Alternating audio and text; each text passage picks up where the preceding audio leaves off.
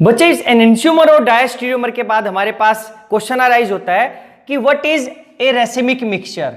What is racemic mixture, और यहां पर मैं लिख लेता हूं या what is meant by a meso compound. What is a meso compound. इन दोनों को हम इकट्ठा एक साथ ही लिख लेते हैं अलग अलग करके, भाई डिफरेंस करके कि क्या क्या होगा। देखो रेसिमिक मिक्सचर में हमने देखा, हम बोलते हैं if two enantiomers, if these are two, हम एक पॉइंट लिखते हैं racemic mixture is optical inactive compound. ये भी क्या होगा, is also meso compound is also optical inactive. यानी कि they don't rotate direction of plane polarize right. कहने का मतलब क्या हो गया, that is they don't rotate, they do not rotate direction of plane polarized light, plane polarized light.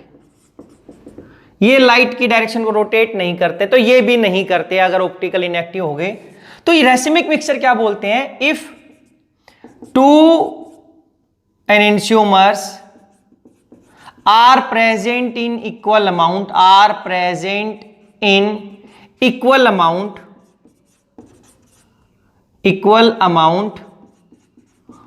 that is 50 in ratio 50,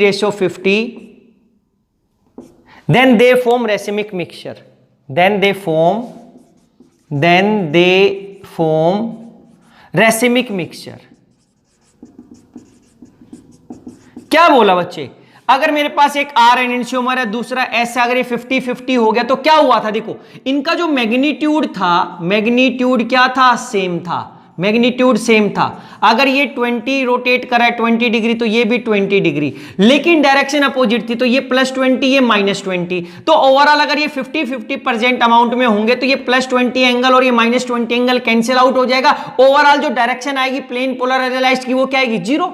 तो हमें कोई डायरेक्शन ही रोटेट नहीं दिखाई देगी। अगर केवल आर होता तो +20 से रोटेट कर देता, माइनस वाला दूसरा क्या करेगा, माइनस कर देगा। तो एक प्लस कर रहा है 20, एक -20, ओवरऑल दोनों क्या हो गए, कैंसिल आउट होने की वजह से मेरे पास क्या हो गया, अब कोई मेरी जो डायरेक्शन थी वो रोटेट ही नहीं होगी। रोटेट नहीं होगी तो हम क्या बोलूंगा, वो जो मेरा मिक्सचर बन गया आर एस को जब आपने 50-50 मिलाया तो वो क्या बन गया, racemic mixture.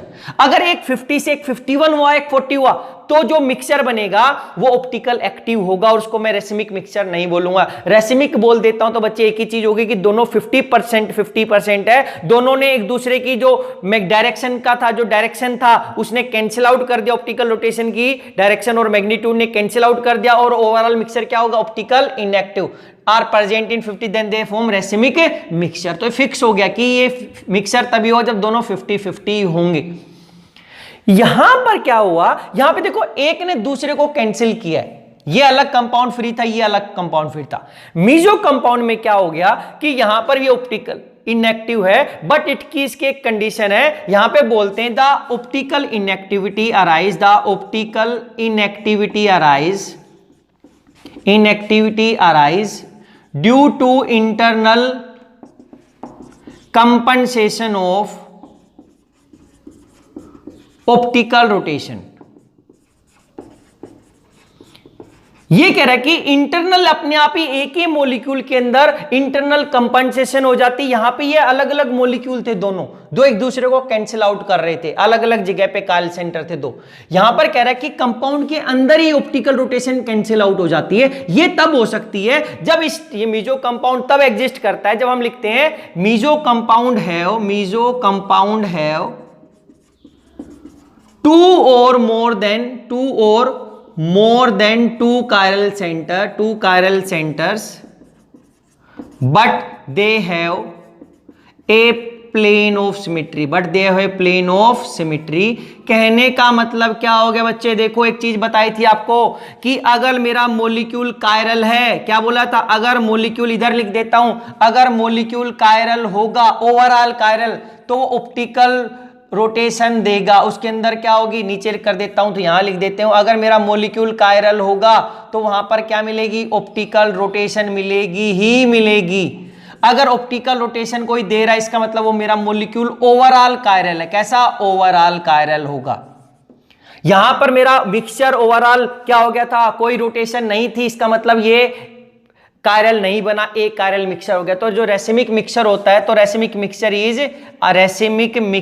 Is a chiral. इसका ये कायरल है, ये कायरल, लेकिन दोनों ने कैंसिल आउट करके क्या कर दिया? ए कायरल कर दिया। अब क्या हुआ? मीजो कंपाउंड में क्या बोला बच्चे कि यहां पर दो या दो से ज्यादा कायरल सेंटर हैं, कायरल सेंटर है लेकिन उसके अंदर प्लेन ऑफ सिमेट्री आ गया। देखो हम कायरल सेंटर होने से, ये एग्जांपल आप समझ सकते हो। देखो ऐसा, ये कार्बन था, इस पे मैंने यहां पे लगा दिया हाइड्रोजन, यहां पे फ्लोरीन, यहां पे क्लोरीन, नीचे भी फ्लोरीन, यहां पे क्लोरीन, यहां पे हाइड्रोजन। देखो ये कार्बन कायरल है, क्यों है? क्योंकि इस पे ये नंबर 1 प्रायोरिटी, नंबर 2 प्रायोरिटी, नीचे वाली 3, ये 4, तो 1 2 3 1 2 3 ये क्लॉकवाइज आ रहा है, ये क्या हो गया? आर बन गया क्लॉकवाइज में, क्योंकि ये वर्टिकल प्लेन वर्टिकल लाइन पे, तो ये क्या बन गया? आर। तो इसका मैं नाम लिखूं तो ये जो कार्बन है ये आर एनेंटियोमर की तरह काम कर रहा है, आर हो गया। ये डायरेक्शन को मान लिया कि इसने लेफ्ट में रोटेट किया, इसने लेफ्ट डायरेक्शन माना, ये लेफ्ट डायरेक्शन में इसने रोटेट किया, और लेफ्ट में कितना कर दिया? +20 से। कितना? +20 से, या राइट प्लस बोलते तो हम राइट लिखेंगे, इसने राइट में रोटेट कर दिया, हम ऐसा बोलेंगे कि डेक्स्ट्रो +20। लेकिन इस कार्बन पे भी तो 4 ही ग्रुप है, वही फ्लोरीन H और Cl, फ्लोरीन H और Cl, और एक लास्ट वाला ग्रुप ये तो सेम ही हो गए। तो इसकी प्रायोरिटी 1, ये 2 और ये ऊपर वाला 3, तो 1 2 3 1 2 3 ये क्या बन गया? S। अगर ये क्या बन गया? S।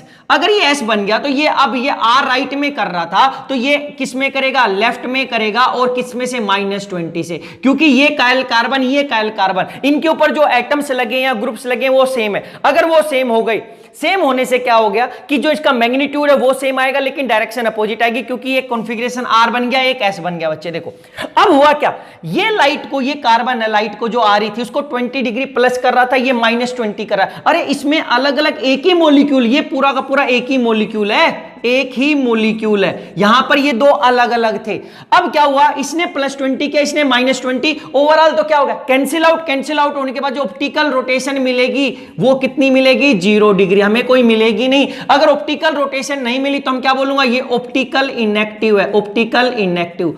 अगर कंपाउंड ऑप्टिकल इनएक्टिव है तो वो क्या होता है? ए कायरल। वो कायरल हो ही नहीं सकता, क्योंकि अगर वो कायरल होगा तो ऑप्टिकल एक्टिव होगा ही होगा, ऑप्टिकल रोटेशन मिलेगी और उसको हम बोलेंगे ऑप्टिकल एक्टिव कंपाउंड।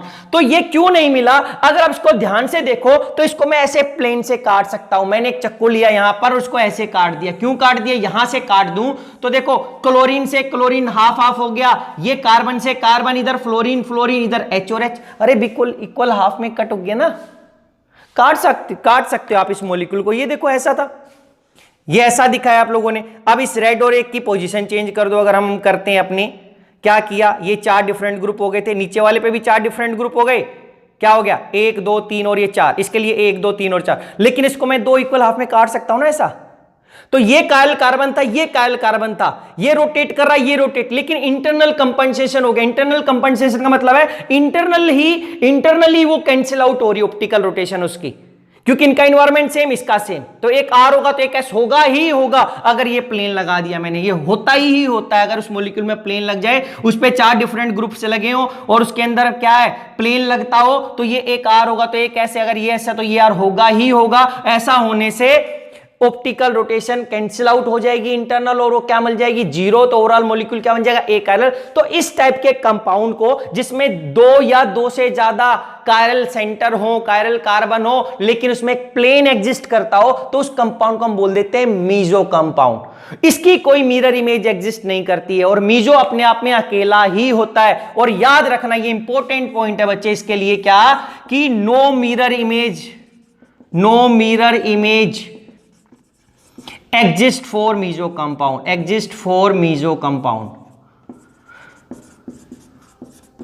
कोई मिरर इमेज एग्जिस्ट नहीं करती, वो खुद ही रहता है, क्योंकि ये ए कायरल हो गया। ए कायरल का मतलब बताया था ना, क्योंकि मिरर इमेज तब एग्जिस्ट करती है उसकी हमारे पास जब वो मॉलिक्यूल कायरल होता है। कायरल की ही मिरर इमेज एग्जिस्ट करेगी, कायरल की ही मिरर इमेज एग्जिस्ट करती है। और जब मिरर इमेज एग्जिस्ट करती तो इनका जो रिलेशन होता था वो एनेंटियोमर होता था, क्योंकि अगर कायरल मॉलिक्यूल है उसकी एक मिरर इमेज है तो नॉन सुपर इंपोजेबल होगी।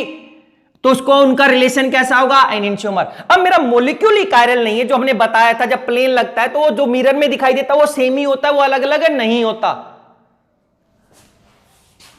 तो जो मिरर में अगर आप मिरर लगा दोगे और बोलोगे क्या ये सेम अलग है, देखो अगर आप बोलोगे ना इसकी मिरर इमेज हो सकती है ऐसा, फ्लोरीन क्लोरीन ये H और H, आप मिरर लगाओगे यहां पे फ्लोरीन लिखोगे, यहां पे क्लोरीन, यहां फ्लोरीन, यहां क्लोरीन, ये H और H।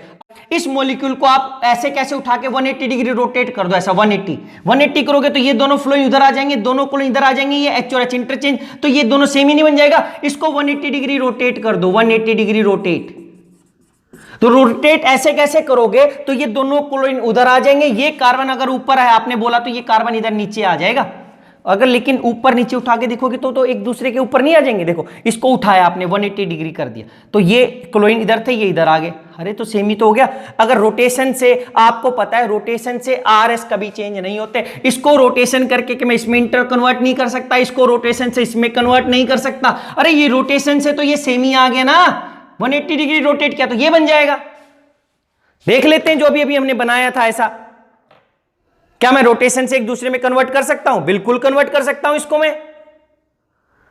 ये था मेरे पास, अभी फ्लोरीन इधर दिखाई दे रहे हैं, ये क्लोरीन इधर है, देखो मान ला फ्लोरीन ब्लू थे, अगर इसको मैं 180 डिग्री रोटेट कर दूं ऐसा तो ये बन गया। अरे इसका मतलब ये तो सेम ही कंपाउंड है, पहले हम ऐसा देख रहे थे, अब मैंने इसको ऐसा करके देखा कि नीचे वाला कार्बन इधर चला गया। ऐसा नहीं कहूंगा कि ये फ्लोरीन है, इधर ये फ्लोरीन तो मिरर इमेज हो गया। अरे ये सुपर इंपोज भी हो गया, एक्चुअली रोटेशन से एक दूसरे में कन्वर्ट हो गया। जब रोटेशन से एक दूसरे में कन्वर्ट हो जाते तो वो अलग नहीं होता, वो सेम ही होता है। तो ये सेम ही है, ये अलग अलग नहीं है, क्योंकि अगर वो मिरर इमेज है उसकी, वो तब हम बोलते हैं उसका रिलेशन तभी ऐसा एग्जिस्ट करेगा जब वो एक दूसरे के ऊपर सुपर इंपोज ना हो, तभी कंपाउंड अलग बनता है। क्योंकि डायस्टीरियोमर में भी देखा था, दिखने में कार्बन पे 4 ग्रुप सेम थे, लेकिन वो मिरर इमेज नहीं थे, ना ही वो सुपर इंपोज हो रहे थे। या दूसरे में मिरर इमेज थे लेकिन वो फिर सुपर इंपोज नहीं हो रहा था। अगर वो सुपर इंपोज हो जाता है तो वो सेम ही कंपाउंड रहता है, वो अलग नहीं रहता। ये हम सिंगल कार्बन में भी देख चुके हैं। तो ये सेम ही चीज है बच्चे, प्लेन एग्जिस्ट कर गया तो ये एकाइरल हो गया, और इसमें भी प्लेन लग रहा है तो एकाइरल, इसका मतलब ये अलग अलग नहीं है, बोथ आर सेम, ये एक ही है। मीजो एक ही एग्जिस्ट करता है, एक से ज्यादा उसका कोई रिलेशन एग्जिस्ट नहीं करता। इसी को अगर हम बात करें, एक और एग्जांपल ले लेते हैं मीजो का, कि हम मीजो के अंदर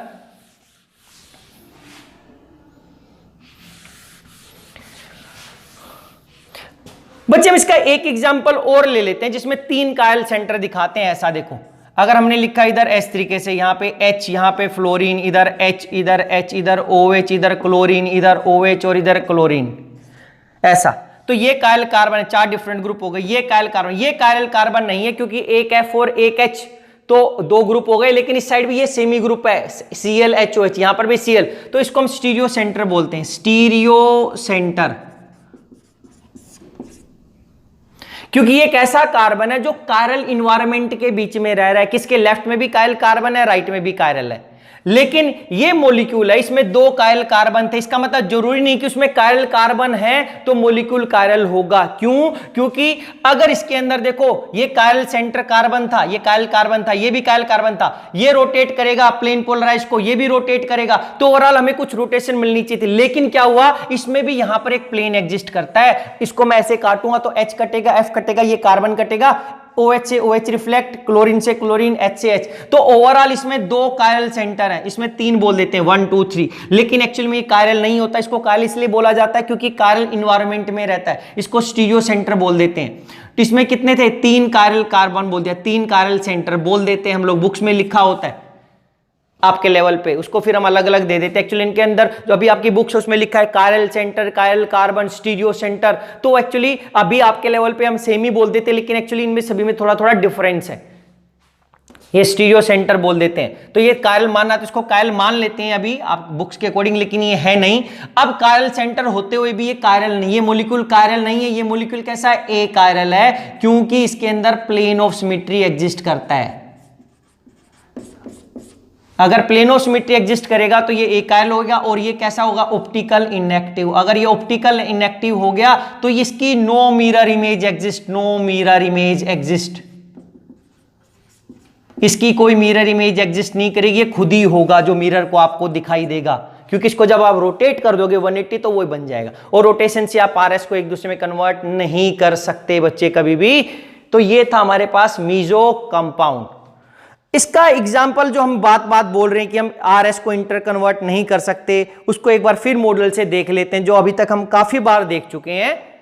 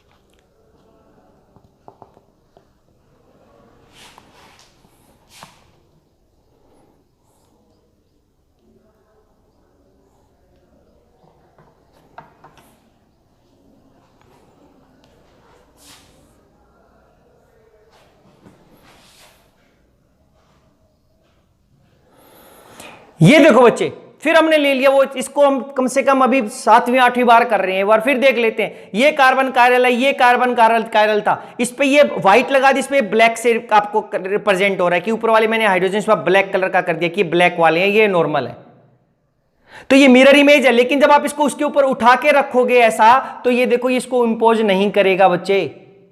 तो अगर ये होगा कायरल है तभी ये non super impose mirror image हो सकता है। अगर ये कायरल नहीं होगा तो ये नॉन, इसकी मिरर इमेज आपको दिखाई नहीं देगी। ये दोनों जो दिखाई दे रहा है वो एक ही होगा, वो अलग अलग नहीं होगा। तो ये था हमारे पास बच्चे, तो ये था हमारे पास एक रेसिमिक मिक्सचर क्या होता है, एक मीजो कंपाउंड क्या होता है। तो रेसिमिक में तो दो आरएस इक्वल अमाउंट में प्रेजेंट होते हैं, दो एनेंटियोमर प्रेजेंट होते हैं, वो एक दूसरे को एक्सटर्नली कंपनसेशन होता है। यहां पर क्या होगा, मीजो रेसिमिक मिक्सचर में क्या होगा, रेसिमिक मिक्सचर के अंदर बच्चे एक्सटर्नल कंपनसेशन होती है, external compensation of optical rotation by to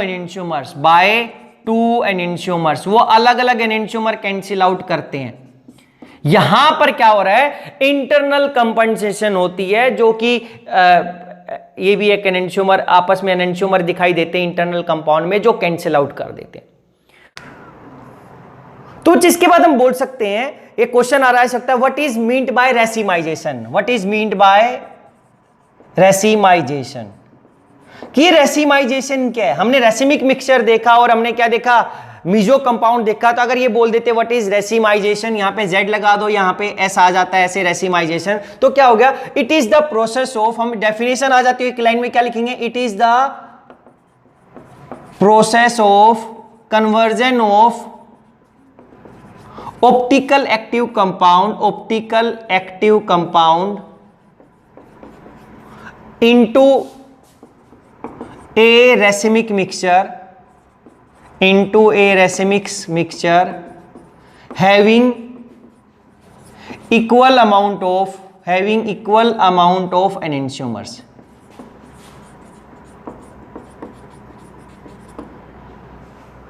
into a, या अब एक वर्ड और लिख सकते हैं, optical inactive optical inactive racemic mixture, क्योंकि अगर ये 50-50% अमाउंट में होता है तो अभी हम देख ही चुके थे कि हमारे पास दोनों की जो ऑप्टिकल रोटेशन है वो कैंसिल आउट हो जाएगी। अगर वो कैंसिल आउट हो गई तो ओवरऑल रोटेशन जीरो मिलेगी। अगर जीरो मिलेगी तो हम बोलते हैं कंपाउंड जो है हमारा मिक्सचर वो क्या बन गया, ए कायरल। तो ये हमारे पास डेफिनेशन थी एक छोटी सी कि what is meant by racemisation आ जाता है। तो इसके बाद हमारे पास आता है कि what are the different method of resolution. Resolution, what is mean by resolution, RESOLUTI, resolution, या what is how you can do resolution of enantiomers. Enantiomers resolution का मतलब होता है सेपरेशन।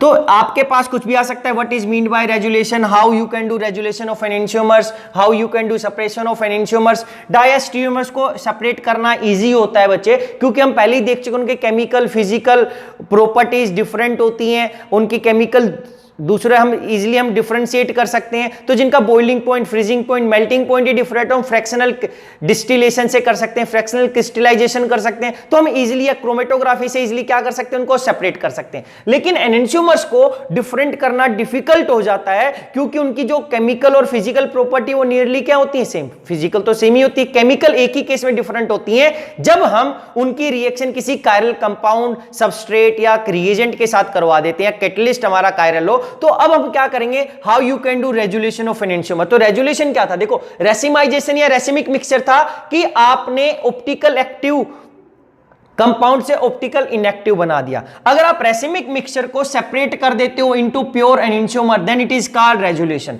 तो रेजुलेशन की अगर हमारे पास डेफिनेशन आती है तो हम रेजुलेशन को बोल सकते हैं, it is the process of separating, it is the process of separating a racemic mixture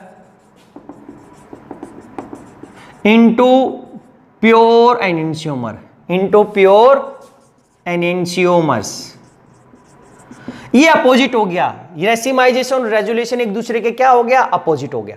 तो ये जो सबसे फर्स्ट मेथड हम बच्चे जो हम सबसे पहले हम करते हैं, हम बोलते हैं मैकेनिकल मेथड। क्या फर्स्ट जो मेथड कर सकते हैं, मैकेनिकल मेथड। देखो मैकेनिकल मेथड का क्या काम हो गया, क्या मीनिंग है कि हम मैकेनिक कोई काम कर रहे हैं, हम काम कर रहे हैं। काम कैसे कर रहे हैं, हम इंस्ट्रूमेंट की हेल्प से या अपने हाथों से उसको सेपरेट कर रहे हैं। तो क्या हुआ, इसके अंदर हम क्या करते हैं, अगर हमारे जो दो एनेंशियोमर है उनकी वेल डिफाइंड क्रिस्टलाइन शेप है, कि अगर उसकी डिफरेंट शेप हो गई, क्योंकि वैसे तो सब कुछ दिखने में एक जैसा लिखता है, लेकिन अगर उसकी शेप डिफरेंट हो जाती है तो आप अपनी आंखों से देख के उसको हैंड से पिक कर सकते हो, या उसकी बहुत छोटी स्ट्रक्चर है हमारे पास, छोटे छोटे तो मैग्नीफाइंग लेंस से लेके उसको देख सकते हैं और इजीली क्या कर सकते हैं, सेपरेट। मान लिया कि आपके पास चीनी और आपकी चाय पत्ती मिक्स हो गई, तो आप उसको सेपरेट कर सकते हो। किसी को कम दिखाई देता है तो चश्मे लगा सकते हैं, मैग्नीफाइंग लेंस ले सकता है, तो लेगा तो उसको बड़े बड़े दिखाई देंगे, हम इजीली क्या कर सकते हैं, सेपरेट कर सकता है, क्योंकि वो पार्टिकल्स। ऐसे ही कह रहा है कि उनकी स्ट्रक्चर अलग अलग हो गई, तो हम इजीली अलग अलग स्ट्रक्चर को एक ट्रायंगल टाइप के, अगर कोई ट्रायंगल स्ट्रक्चर है किसी की और एक स्क्वायर है, तो हम ट्रायंगल और स्क्वायर को डिफरेंट कर सकते हैं हैंड पिकिंग से, या with the help of magnifying lens लेंगे और फिर हम उसको सेपरेट कर सकते हैं। तो सेम यही कह रहा है कि ये वहां पर अप्लाई होता है मेथड जब हमारे एनेंशियोमर्स की डिफरेंट क्या होती है, क्रिस्टलाइन शेप होती है।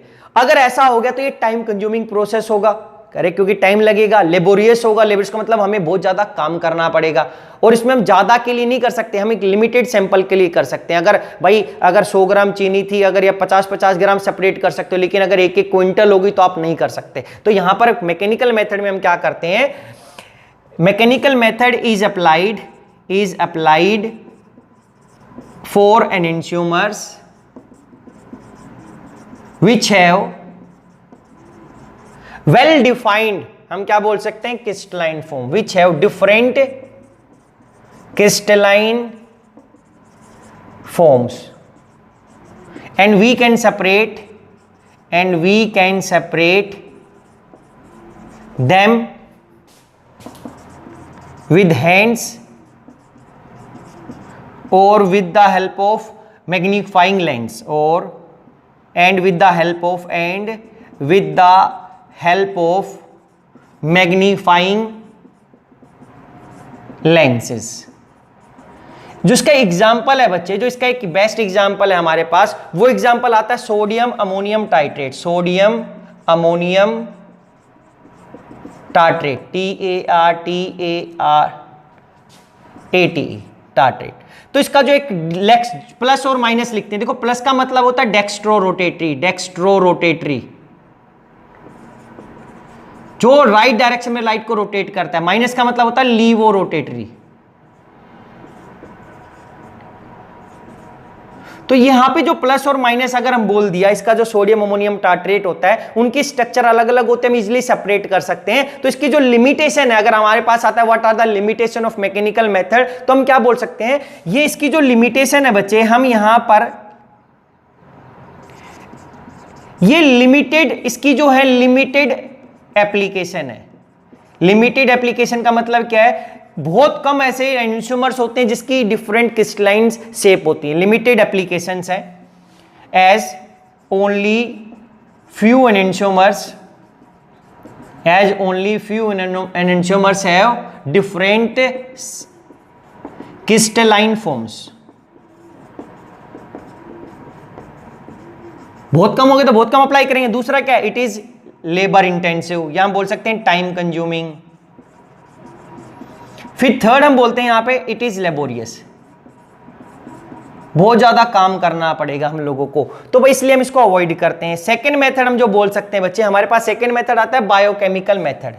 बायोकेमिकल मेथड, बायोकेमिकल मेथड में हम क्या करते हैं, हम किसी एक माइक्रो ऑर्गेनिज्म को लेते हैं, फंगस हो गया हमारे पास, या हमने ईस्ट को ग्रो करवाया, तो कह रहा है स्पेसिफिक किसी माइक्रो ऑर्गेनिज्म को ग्रो करवाया हम लोगों ने, तो वो क्या करेगा, एक एनेंटियोमर्स को खा जाएगा, दूसरे को नहीं खाएगा, एक को खाना फेवर करेगा, एक को नहीं। तो अगर ऐसा होगा तो हमारे पास अगर एसिमिक मिक्सचर होगा तो उसमें से एक एनेंटियोमर को खा जाएगा, एक ही बचेगा। अगर ऐसा हुआ तो हमारे पास उससे एक लॉस हो गया कि हमारा एक एनेंटियोमर तो हमारा खत्म ही हो गया, एक एनेंटियोमर बचेगा। दूसरा क्या है कि हमें ऐसा ये ढूंढना डिफिकल्ट हो जाएगा कि भाई कौन सा माइक्रो ऑर्गेनिज्म ले जो एक पर्टिकुलर एनेंटियोमर खाता हो। ऐसा तो नहीं कि सभी वो एक ऑर्गेनिज्म सभी टाइप के एनेंटियोमर्स को खा जाएगा अलग अलग कंपाउंड के, तो पर्टिकुलर किसी कंपाउंड को ही खाता होगा, तो हमें ये ढूंढना या स्पेसिफाई करना डिफिकल्ट हो जाता है। दूसरा क्या है कि जो सोल्यूशन होगा वो डाइल्यूट होना चाहिए। अगर कंसंट्रेटेड सोल्यूशन हमारे पास, यानी कि रेसिमिक मिक्सचर में हमारे एनेंटियोमर ज्यादा अमाउंट में है, वो डाइल्यूट नहीं है, तो ये काम नहीं करेगा।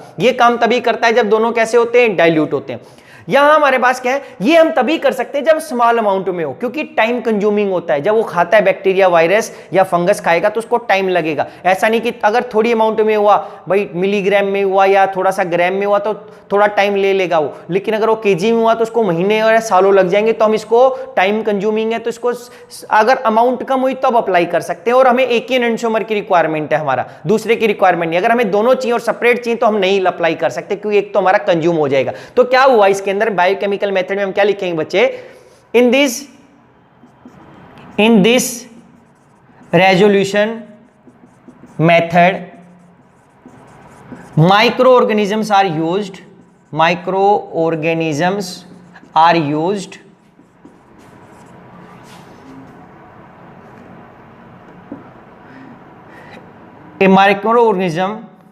a microorganism consume only one enantiomer and other will be left behind कह रहा है ये ऐसा बचेगा। इसका जो एग्जाम्पल है बच्चे, हम एक एग्जाम्पल लिखते हैं। अगर हमारे पास यही कंपाउंड होता है, कौन सा जो हमने लिखा, सोडियम अमोनियम टाइट्रेट, तो पेनिसिलियम, तो इसका एक माइक्रोऑर्गेनिज्म है पेनिसिलियम ग्लूकम, GLUCUM। तो पेनिसिलियम जो GLAUCOM ऐसा बोल सकते हैं, GLAUCOM ग्लूकम, ये माइक्रो ऑर्गेनिज्म है जो कि इसका जो सोडियम अमोनियम टाइट्रेट है उसके प्लस को कंज्यूम कर लेगा। Penicillium glaucum consume dextro rotatory, यानी कि प्लस का मतलब क्या हो गया था, dextro rotatory sodium ammonium tartrate. इसका मतलब कौन सा बच जाएगा, माइनस वाला, यानी कि लीवो वाला बच जाएगा। डेक्स्ट्रो को ये क्या कर लेगा, खत्म कर देगा। तो इसकी अगर लिमिटेशन पूछ लेता है, what are the limitations of biochemical method, तो बायोकेमिकल मेथड या रेजोल्यूशन मेथड की हमारे पास जो ये है क्या होगा, it is applied to dilute racemic mixture, कि हमारे पास रेसिमिक मिक्सचर कैसा होना चाहिए, डाइल्यूट। सेकंड क्या होगा, it is time consuming, it is very time consuming. Third क्या होगा, one enantiomer is lost, one enantiomer is consumed और लॉस्ट, इज लॉस्ट और कंज्यूम्ड। या हम जो इसका लास्ट बोलेंगे, हम अपना माइनस क्या करेंगे, it is applicable only when it is applied, it can be applicable only when, only in case of small amounts, only in case of small amount of racemic mixture। कह रहा है कि हमारा रेसिमिक मिक्सचर की amount कम हुई तभी हम इसको अप्लाई कर सकते हैं, अदरवाइज हम अप्लाई नहीं करेंगे, हमें सालों भी लग सकते हैं। तो यहां पर ये सेकंड मेथड था। इसके बाद हमारे पास आता है केमिकल मेथड, कि केमिकल रेजोल्यूशन। केमिकल मेथड बच्चे बेस्ट होता है, हम एक कंपाउंड के साथ उसकी रिएक्शन करवाते हैं, लेकिन जो रिएक्शन करवाएंगे वो हमारा कायरल मॉलिक्यूल होगा। जब एक कायरल करेंगे तो हमारे डायास्टीरियोमर मिल जाएंगे। देखो इसका एग्जांपल करके देखते हैं। और डायास्टीरियोमर को हम इजीली सेपरेट कर सकते हैं, उनकी फिजिकल प्रॉपर्टीज डिफरेंट होती है इसलिए। थर्ड मेथड क्या लिखा, केमिकल मेथड। केमिकल मेथड में हम लिख सकते हैं it is the best method, it is best method of resolution, best method of resolution. In this method racemic mixture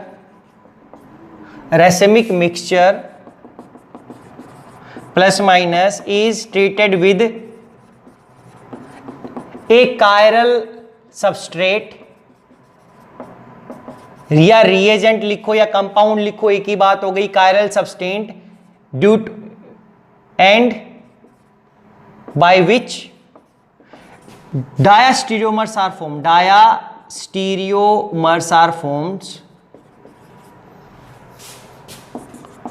and which can be separated, and these diastereomers can be easily separated by, हम क्या क्या बोल सकते हैं, कौन कौन से method, crystallization, fractional distillation, chromatography etc, as they have different physical properties, या different physical properties का मतलब different freezing point, melting point, ये हमारे पास अलग अलग होता है। तो ये हो गया। तो इसका एक एग्जांपल क्या लिया हम लोगों ने बच्चे, अगर हम बोलते हैं हमारे पास प्लस माइनस लैक्टिक एसिड है, यानी कि plus minus dextro rotatory, levo rotatory, कौन सी होगी, लैक्टिक एसिड, लैक्टिक एसिड। ये रेसिमिक मिक्सचर हो गया, रेसिमिक मिक्सचर। इसके अंदर हमने डाल दिया ब्रूसीन ने कंपाउंड डाल दिया BRUCIN, ब्रूसीन। और इसका ब्रूसीन का हमने डाला केवल माइनस, ये कायरल हो गया, लीवो रोटेटरी के साथ हम इसकी रिएक्शन करवाएंगे तो हमारे पास क्या होगा, एक बार तो ये प्लस वाला क्या बनेगा, प्लस लैक्टिक एसिड, और इसके साथ क्या हो जाएगा, माइनस ब्रूसीन। रिएक्ट करेंगे तो अगर ये R था या S था, देखो ये माइनस प्लस हो गया, इसका मतलब क्या, अगर एक R या S कंपाउंड तो सेम ही होगा। और दूसरा में क्या मिलेगा, माइनस लैक्टिक एसिड और माइनस ब्रूसीन। अरे दो कायरल कार्बन हो गए, ये भी कायरल है, ये भी कायरल है, ये भी इसमें की कार्बन कायरल, इसमें भी कायरल कार्बन है। तो ऐसा हो गया, तो ये दोनों क्या हो गए, डायास्टीरियोमर। और डायास्टीरियोमर्स को हम इजीली सेपरेट कर सकते हैं। तो इसलिए हमने बोला कि इस एनेंशियोमर को इससे सेपरेट इजीली करो, उसको डायास्टीरियोमर बनाओ। क्योंकि अगर एक ये R होगा, अगर ये S है, तो इसमें देखो S तो S कॉमन ही है, लेकिन ये R से यहां पर क्या हो जाएगा S, क्योंकि लैक्टिक एसिड तो सेम ही है ना। लैक्टिक अगर एक R वाला प्लस करेगा तो ये दूसरा वाला क्या करेगा, माइनस दूसरी डायरेक्शन में करेगा, या माइनस में। क्योंकि ये जनरली आप याद रखना कि जो ये R और S का रिलेशन है, ये डेक्स्ट्रो हो सकता है या लीवो हो सकता है। अगर ये डेक्स्ट्रो होगा तो ये लीवो होगा, ये लीवो है तो ये डेक्स्ट्रो होगा। प्लस माइनस और RS का कोई रिलेशन नहीं होता, लेकिन इतना जरूर है कि अगर ये एक डायरेक्शन में करेगा तो ये दूसरी में करेगा ही करेगा। लेफ्ट राइट फिक्स नहीं कर रखे हम लोगों ने, तो यहां पे बताया कि ये तो फिक्स ही हो गया, ये लीवो था या लीवो था। मान लिया लीवो, इसमें S से रिप्रेजेंट कर दिया हम लोगों ने, उसकी जो कॉन्फ़िगरेशन आ गई एब्सोल्यूट वो S आ गई, तो इसमें तो अलग अलग आएगी। तो ये RS और SS क्या हो गया, डायास्टीरियोमर, क्योंकि एक ही जगह कॉन्फ़िगरेशन चेंज हो गई ना। अभी हमने देखा था डायस्टेरियोमर में। तो ये था केमिकल मेथड। तो क्योंकि इनका इजीली सेपरेट कर सकते हैं because they have different they can be easily separate as they have different physical properties, या सेपरेट के बाद लिख सकते हैं as they have different physical properties. इस फिजिकल प्रॉपर्टीज की वजह से ही हम इसको सेपरेट कर सकते हैं इजीली बच्चे। फिर हमारे पास एक लास्ट मेथड आता है क्रोमेटोग्राफी, CROMAT, क्रोमेटोग्राफी। ये एडवांस टेक्निक है, हम नॉर्मली लैब्स में यूज करते हैं, ऑर्गेनिक केमिस्ट्री के लैब में। This is the advance method of resolution, this is the advanced method of resolution. आजकल हम इसी से करते हैं, अभी तक पहले बेस्ट हमारा केमिकल था, हम इसी को ट्रीट करते थे, लेकिन अब हमें सेपरेट चाहिए क्योंकि अगर ये कंपाउंड बनेगा तो अब हमें इनको अलग करना पड़ेगा। वो डिफिकल्टी, सेपरेट तो कर लिया लेकिन हमारा डायस्टेरियोमर बन गया, इसमें से फिर ब्रिसिन को हमें हटाना पड़ेगा रिएक्शन करके। तो it is the advance method of resolution in which an optical active adsorbent adsorbent is used to separate racemic mixture। और ये जो क्रोमेटोग्राफी है ये हमारे पास क्या क्या हो सकती है, gas chromatography, paper chromatography, column chromatography, ये अलग अलग टाइप की होती है डिपेंडिंग अपॉन हम कितने अमाउंट को सेपरेट कर रहे हैं। देखो कुछ नहीं हुआ इसमें, इस क्रोमेटोग्राफी में भी हम केमिकल मेथड ही यूज करें एक टाइप से। हमारा रेसिमिक मिक्सचर में लीवो डेक्स्ट्रो दोनों था। अब हमने क्या किया, इस मेथड में हमने क्या किया, एन ऑप्टिकल एक्टिव एडजॉर्बेंट ले लिया, ऑप्टिकल एक्टिव कंपाउंड लिया जो एक पर्टिकुलर प्लस को ही एडजॉर्ब करेगा या माइनस को करेगा। इसमें तो देखो दोनों के साथ कंपाउंड बन गया। यहां पर एक हमने एक ऐसा सिलेक्टिव किया है, ऑप्टिकल एडजॉर्बेंट ले लिया, कंपाउंड ले लिया, एक हमने एक ये लिया ऐसे कॉलम लिया बच्चे, ये ग्लास का ये फिटेड होता है, इसी में सिलिका प्लेट्स, नीचे ये हमारे पास ऐसा ये स्टॉपर लगा हुआ है इसको। तो इसमें हम लोगों ने क्या, ये हमारे पास सिलिका लगा हुआ है, यहां पे हमने कंपाउंड डाल दिया अपना जिसको हमने सेपरेट करना था, रेसिमिक मिक्सचर जिसमें प्लस और माइनस था। यहां पर हमने कंपाउंड फिक्स किया हुआ, पहले एडजॉर्बेंट डाला हुआ है, एडजॉर्बेंट। ये एडजॉर्बेंट क्या करेगा, केवल प्लस को रोटेट अपने पास पकड़ लेगा या माइनस को पकड़ेगा, ये भी फिक्स ऑप्टिकल एक्टिव है। अगर एक को प्लस को करेगा तो माइनस नीचे फ्लो कर जाएगा, प्लस वाला बिल्कुल नहीं जाएगा, या माइनस को ये उसके साथ स्टिक कर लेगा तो प्लस वाला नीचे चला जाएगा। तो एक तो कॉलम में ही रह जाएगा, एक क्या हो जाएगा, नीचे चला जाएगा हमारे पास सॉल्यूशन में नीचे। तो इसका मतलब ये इजीली सेपरेट कर दिया। तो हमें सेपरेशन में अगर जो चाहिए हम ऐसा सिलेक्ट करेंगे जो कंपाउंड हमें चाहिए वो नीचे फ्लो कर जाए, दूसरा क्या हो जाए इसी के साथ स्टिक हो जाए, उसकी हमें रिक्वायरमेंट नहीं। ये फास्ट मेथड होता है, ये एडवांस मेथड भी। तो ये था हमारे पास मेथड ऑफ रेजोल्यूशन।